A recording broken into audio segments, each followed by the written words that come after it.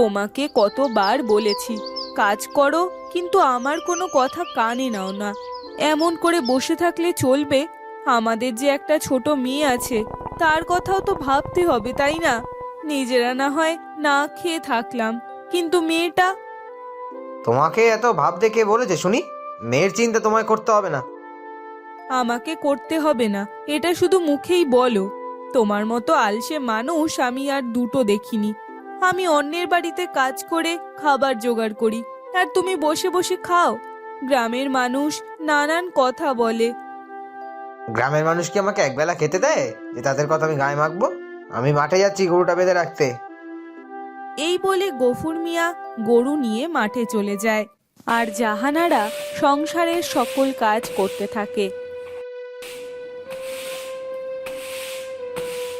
মা, ও মা, একটা জামা কিনে দেবে মা?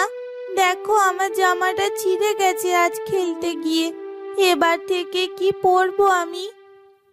তোকে কতবার বলেছি খেলবার সময় দেখে শুনে খেলবি। আমরা গরিব মানুষ, ঠিকভাবে খেতেই পাই না। তোর বাবাও তো কোনো কাজ করে না।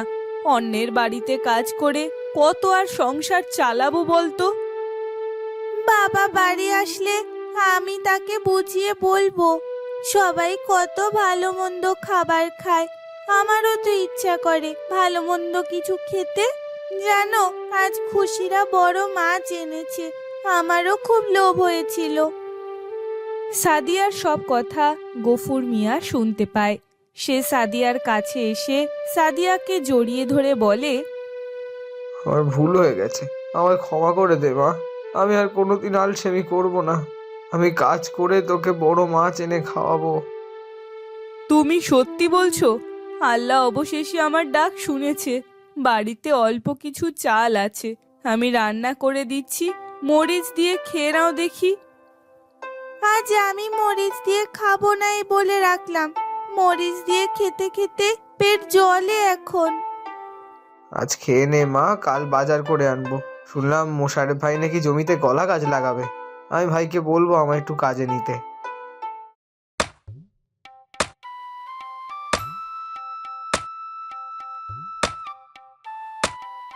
মোশারফ ভাইয়ের পাশের জমিতে তুমিও তো কলা গাছ লাগাতে পারো। কি বলছো? আমি তো চাষবাস সম্পর্কে তেমন কিছু বুঝি না। তাহলে কলা গাছ কেমন করে চাষ করব? চাচার কাছ থেকে শুনে নিও বাবা। তারা যখন সবাই কথা বলছিল, তখন সেখানে ইমরান আসে আর বলে, বলি, তোকে কখন থেকে খুঁজছি আর তুই এখানে? তেঁতুল গাছের নিচে সবাই দাঁড়িয়ে আছে, কানামাছি খেলবো, তাড়াতাড়ি আয় তো। ঠিক আছে ইমরান, চল। মা, আমি খেলতে যাচ্ছি, তুমি তাড়াতাড়ি রান্না শেষ করো, ক্ষুধা পেয়েছে কিন্তু খুব। সাদিয়া ইমরানের সাথে খেলতে চলে গেল। এদিকে জাহানারা আর গফুর মিয়া তাদের কাজ করতে থাকলো।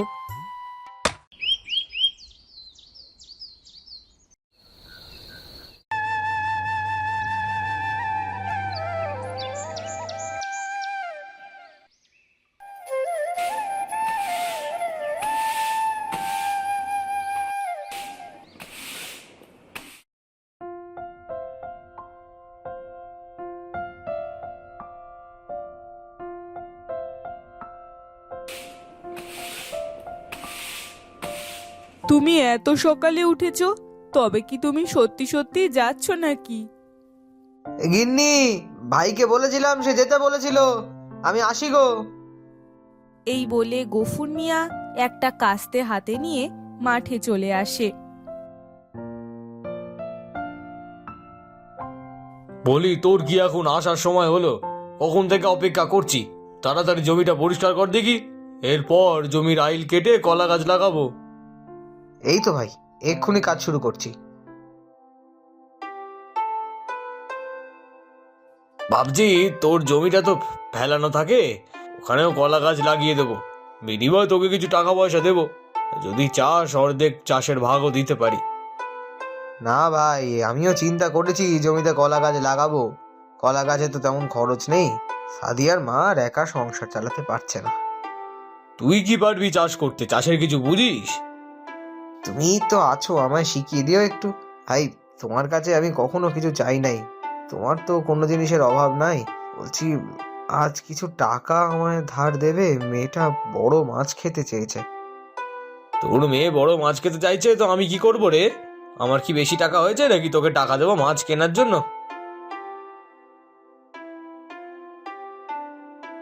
যা যা, এখন সব কাজ শেষ, তাড়াতাড়ি কলা গাছ লাগিয়ে নে যা। গফুর মিয়া আর মোশাররফ সব কাজ একসঙ্গে মিলে করে ফেলে। আর তারপর কাজের টাকা নিয়ে বাড়ি ফিরে আসে গফুর মিয়া। কি হলো, তোমার মুখটা এমন মলিন লাগছে কেন? ভাইয়ের কাছে কিছু টাকা ধার চেয়েছিলাম একটা মাছ কিনবো বলে, কিন্তু এজন্য আমায় সে অপমান করেছে। আমি মাছ খাবো না বাবা, তুমি যে কাজ করছো তাতেই আমি খুশি। বলি, তোমার ভাইরা তো ধনী, তোমার সব জমি ফাঁকি দিয়ে নিয়ে নিয়েছে, তোমাকে অপমানও করেছে। যাকে সাদিয়ার মা, এসব বাদ দাও, একটা ব্যাগ দাও, বাজারে গিয়ে দেখি বাজার কি আছে।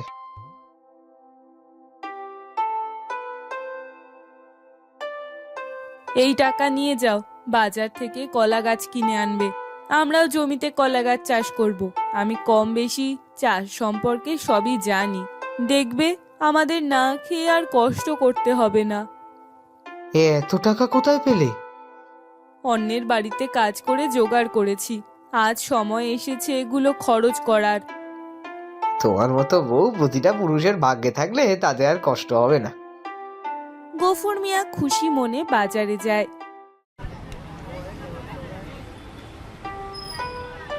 সে অল্প কিছু বাজার করে অনেকগুলো কলার বক কেনে, তারপর বাড়িতে চলে আসে।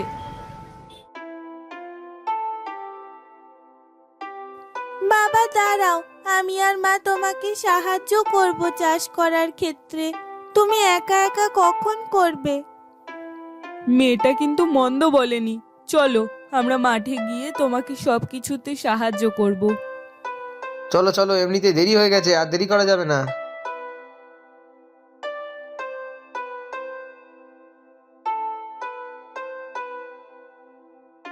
আমি আর সাদিয়া জমি পরিষ্কার করছি, তুমি আলটা ঠিক করো।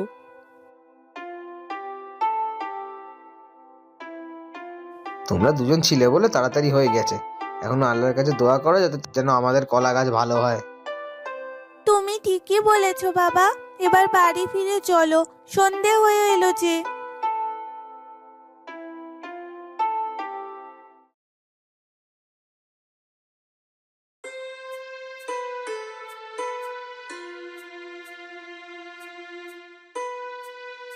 অগো, অনেক দিন তো কলা গাছ লাগালে, শুনলাম তোমার ভাই গফুর মিয়াও নাকি কলা গাছ লাগিয়েছে।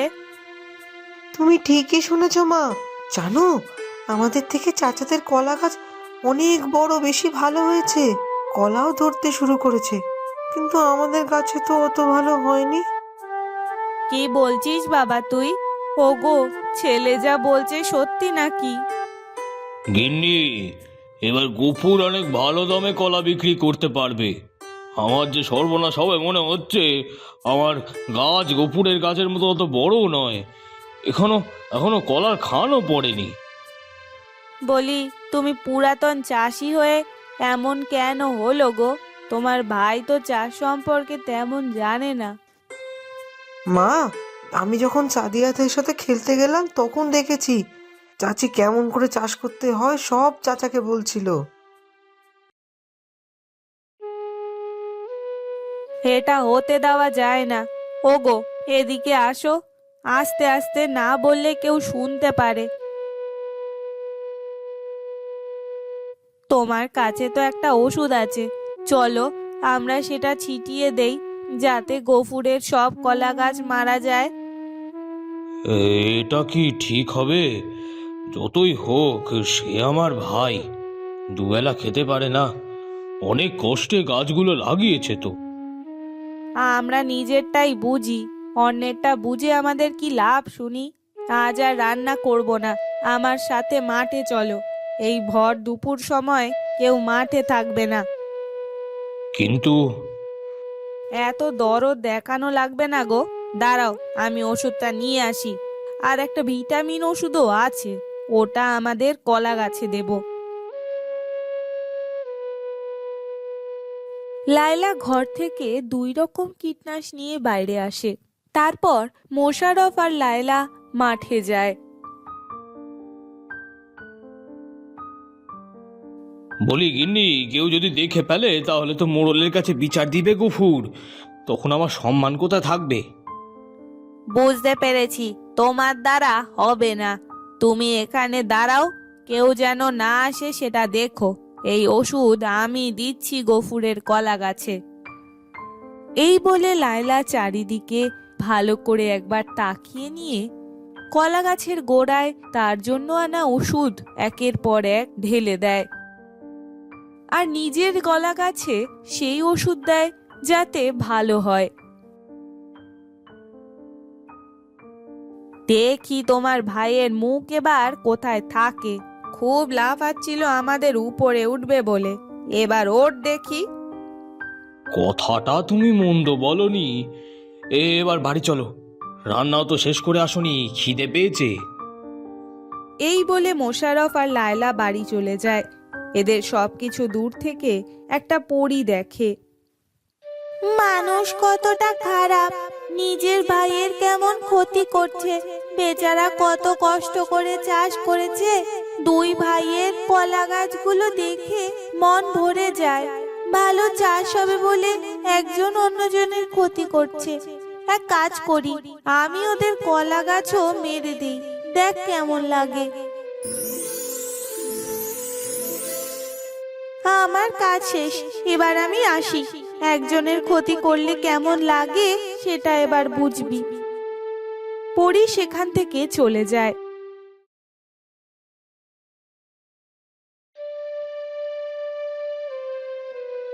বাবা, তোমার তো একা কলা গাছের ক্ষতি হয়নি, দেখো 2 ভাইয়েরই ক্ষতি হয়েছে। এমন করে কাঁদলে হয়? আমরা নতুন করে আবার চাষ করব, তুমি কষ্ট পেও না। হায় হায়, আবার কি হয়ে গেল? কালকে সব ঠিক ছিল, আজকে কি করে মারা গেল কলা গাছগুলো? এমন সময় মোশাররফ আর লায়লা আসে সেখানে। ওগো, আমাদের গাছগুলো তো মারা গেছে, এটা কেমন করে হলো? এবার যে সব লস। কত টাকা খরচ করেছি ভালো বীজ কিনবো বলে। হায় হায় হায়, কি হলো? আল্লাহ ছাড় দেন, তবে ছেড়ে দেন না। আমার যে কি সর্বনাশ হলো! আমি যদি গফুরের জমিতে ওষুধ না মেশাতাম আমার এই ক্ষতি হতো না। গিন্নি, তুমি ঠিকই বলেছ, আর কখনো এমন করব না আমি। তাদের সবকিছু সাদিয়া শুনে ফেলে। তার মানে তোমরা গাছগুলোকে মেরে দিয়েছো? এটা কিন্তু ঠিক করনি তোমরা। আমাদের মাফ করে দে ভাই, তোদের গাছ ভালো হচ্ছিল তার জন্য আমি ওষুধ দিয়েছি। মোশাররফ সবকিছু খুলে বলে। আর সব শুনে গফুর মিয়া বলে ওঠে, তোমরা তো জানো আমার কিছু নেই, বড্ড আশা করে কলা গাছ লাগিয়েছিলাম, আর তুমি কি না এইভাবে আশায় জল মিশিয়ে দিলে? আমাদের ক্ষতি করেছেন যখন, তখন আমাদের অল্প কিছু টাকা ধার দিন চাচা, বাবা যাতে নতুন করে কিছু চাষ করতে পারে। সাদিয়া ঠিক বলেছে ভাবি, আমাদের কাছে যে আর কোনো টাকা নেই। আমার তো টাকা বেশি হয়েছে, তোমাদের ক্ষতি বুঝি একা হয়েছে? এত আহ্লাদ দেখে বাঁচি না। এদের নেকা কান্না দেখার সময় আমার নেই, বাড়ি চলো।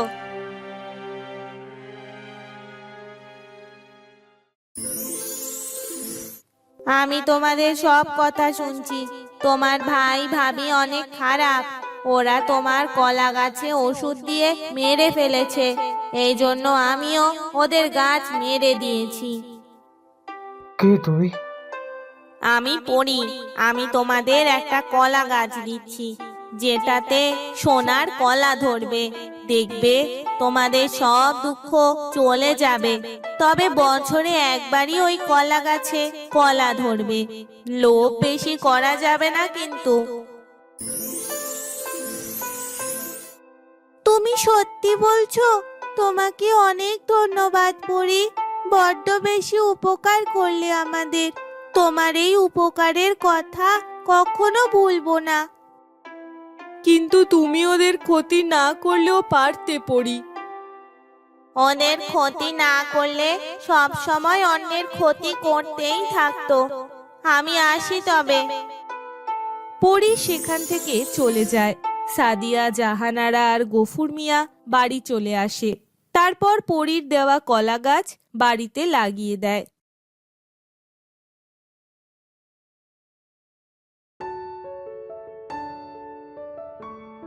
বাবা, এবার সোনার কলাগুলো শহরে গিয়ে বিক্রি করে আসো। আল্লাহ, এবার আমাদের সব অভাব দূর করে দিও। শুধু আমাদের নয় গো গিন্নি, এই গ্রামের সকল গরিবদের দুঃখ দূর হয়ে যাবে। আমি সবাইকে সাহায্য করব। হ্যাঁ বাবা, দেখবে সবাই তোমাকে ভালোবাসবে। এবার তাড়াতাড়ি শহরে যাও দেখি। গফুর মিয়া দেরি না করে সোনার কলা গাছ থেকে কলা পেড়ে শহরে যায় সে কলা বিক্রি করতে। সে অনেক টাকা পায়। গফুর মিয়া ধনী হয়ে যায়। গ্রামের সকল অসহায় গরিব মানুষের সাহায্য করে সে। আশা করি তোমাকে আর কারোর কাছে হাত পাততে হবে না, না খেয়ে থাকতে হবে না। শোনো বুড়িমা, এই টাকা ফুরোলে আমার কাছে আবার আসবে। তুমি অনেক ভালো বাবা। এভাবে সকল গরিবদের পাশে থেকো। দোয়া করি।